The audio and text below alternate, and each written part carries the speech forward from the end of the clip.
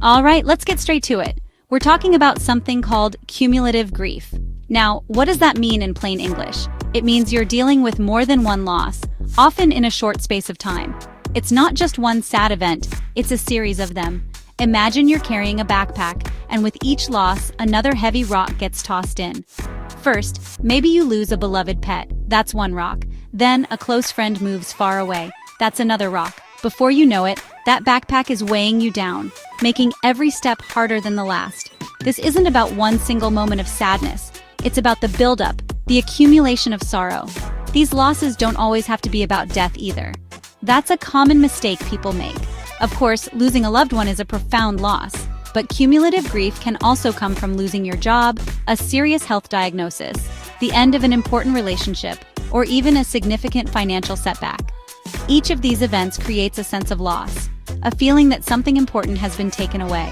When these happen back to back, or even overlap, you don't get a chance to catch your breath or fully process one before the next one hits you.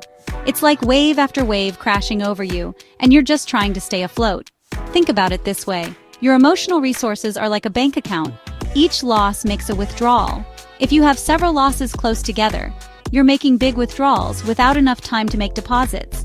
Your emotional bank account starts to run low, or even go into overdraft. This makes it incredibly difficult to cope with even everyday stressors, let alone the next significant loss that might come your way. It's not a sign of weakness. It's a natural human response to being overwhelmed by too much pain and change all at once. Understanding this pile-up effect is the very first step toward dealing with it. So, cumulative grief is essentially grief on top of grief. It's the experience of having your heart broken multiple times before it's had a chance to mend from the previous break. Each new loss can reopen old wounds, making them feel fresh and raw all over again.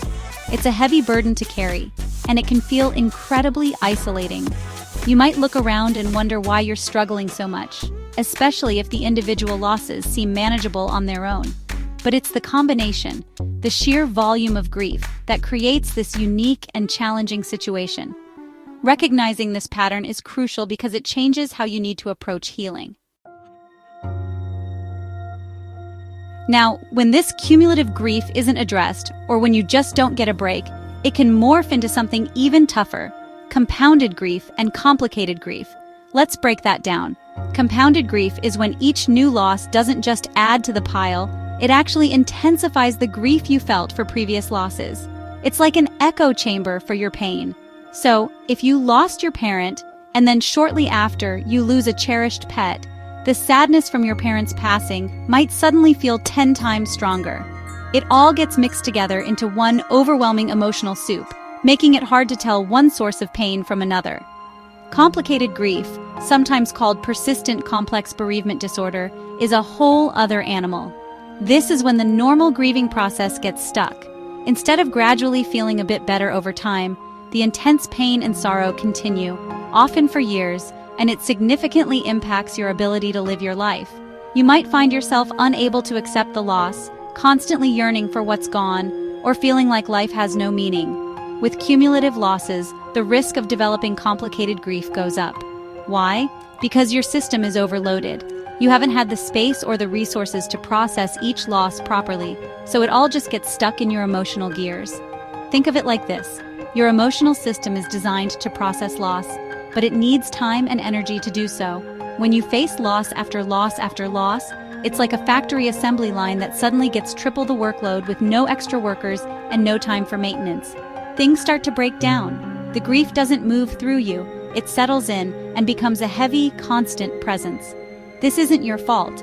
It's a consequence of being hit too many times without a chance to recover. For example, someone might lose their spouse, then face eviction, and then their child develops a serious illness. Each blow makes it harder to process the previous ones. This is where things can get really serious, folks. Complicated grief isn't just being sad for a long time.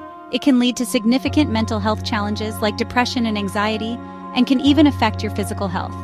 You might withdraw from others, lose interest in things you once enjoyed, or struggle with intense feelings of guilt or blame. It's crucial to recognize the signs if your grief feels like it's just not budging, or if it's getting worse over time, especially after multiple losses. This is a signal that you need more support. that your natural coping mechanisms are simply overwhelmed by the sheer weight of it all. When you're slammed with multiple losses, your emotions can feel like they're on a wild, out-of-control roller coaster.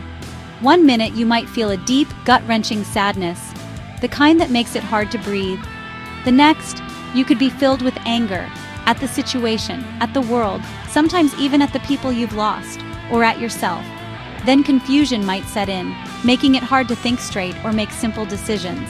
And sometimes, you might just feel numb, like you're walking through a fog, disconnected from everything and everyone around you.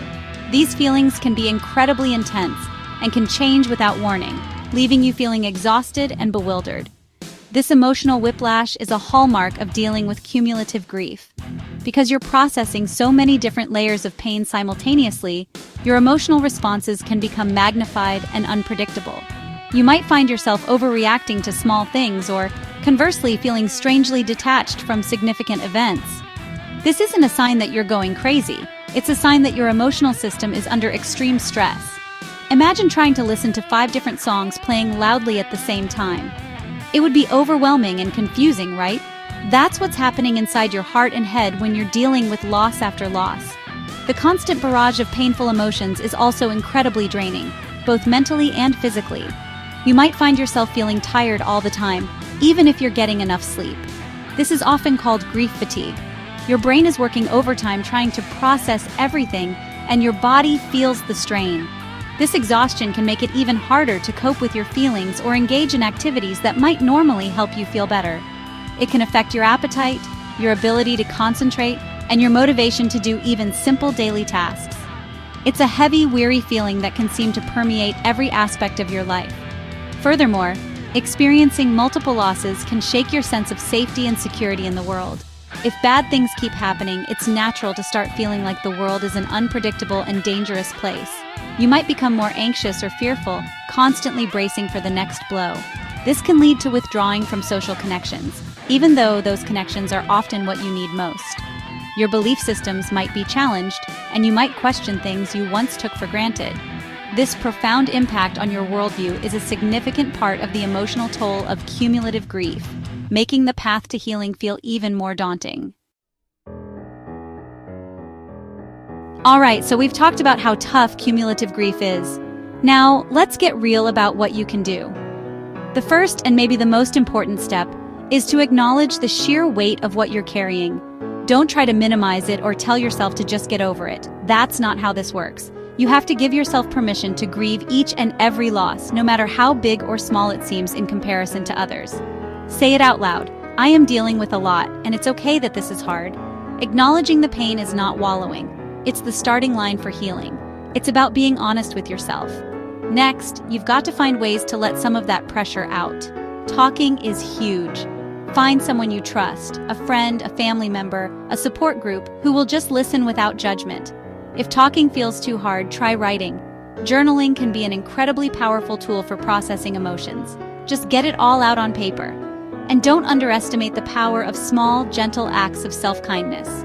Maybe it's a quiet walk in nature, listening to calming music, or allowing yourself to rest when you feel overwhelmed. These aren't luxuries. They are necessities when you're navigating this kind of storm. Now, sometimes the weight is just too much to carry on your own, and that's when you need to bring in the professionals. There is absolutely no shame in seeking help from a therapist, counselor, or grief specialist. These folks are trained to help people navigate complex emotional terrain. Think of them as a guide who can help you find your way through a dark forest. They can offer strategies, tools, and a safe space to explore your feelings and develop coping mechanisms tailored to your specific situation. Reaching out for professional help is a sign of strength, not weakness. It means you're serious about your well-being.